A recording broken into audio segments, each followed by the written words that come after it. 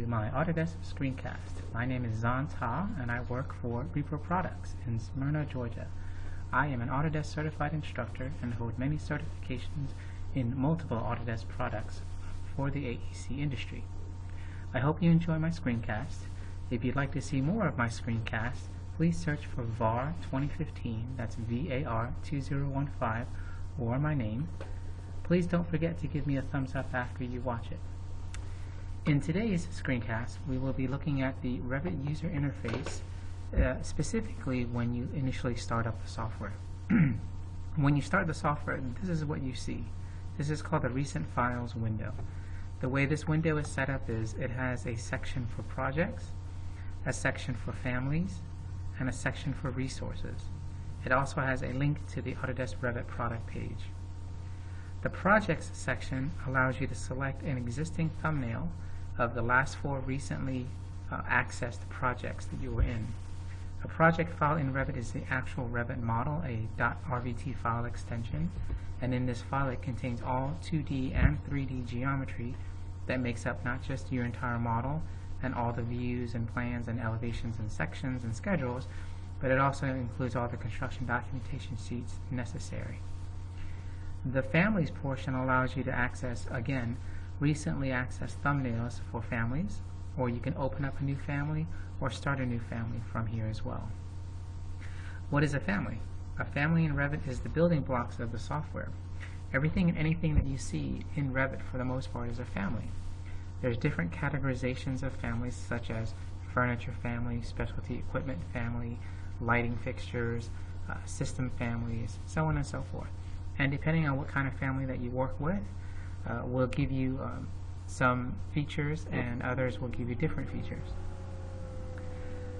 If we look at the Projects section, we can click Open and it will bring up the File Open dialog box and it'll allow us to browse to our network and obtain, get a file that we need to get.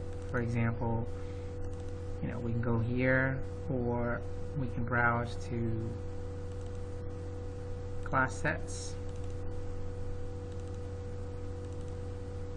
and pick whatever file that we want to work with and hit Open. And in doing so, it will open up the Revit model. If the model by any chance is an older version of Revit that you're currently using, then it has to upgrade the file. This is actually considered the project environment for you to work in. Now, back here in the Recent Files window, you can also click New to start a new project or a new project template based upon a default template file, or none if you choose. If you click Browse, it'll take you to the Imperial subfolder, US, for all the other template files that are available, and you pick what you want to work with. If you hit Open and click OK, it'll build you a new Revit file based upon that template file. Excuse me. If you want to, you can just click one of the template files here for architecture, structural, and it will automatically build a new project based upon that template file. Likewise, down in the Families area, you can click Open excuse me, to open up a family. You also have the ability to start a new family based upon a template file.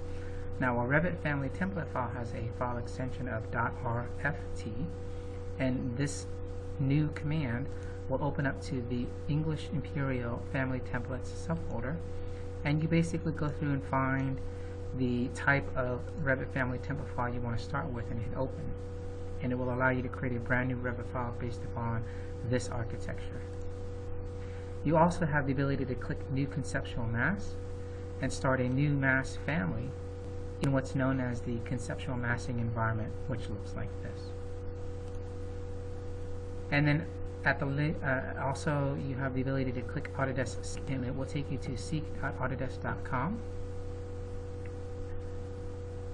And here, this is a site owned by Autodesk. It is a repository site that allows you to search for any file format that's in this drop-down list. Type what you want, say for example, bike rack. And it will look for any family that it can find with that information in it. And you can filter and sort by different methods to obtain what you want, and you can download it and work with it. In the resources section, you have the ability to click what's new to find out what's new in the software, the standard help menu, which is the same thing as hitting F1, some essential skills videos. You also have the ability to go to Exchange Apps. When you click this icon, it'll take you to exchangeapps.autodesk.com, and this is a site that has a ton of software that ranges from free to a little costly, and it basically allows you to find what you need software-wise, download and install that software, and help you with enhancing your workflow for that particular project. If you do install any Exchange apps, you can click the Add-ins tab of the ribbon, and that's where they will reside when they are installed. So this is a very quick video on the graphical user interface as you initially start up Revit. Again, thank you for watching my screencast, and don't forget to give me a thumbs up. Thanks.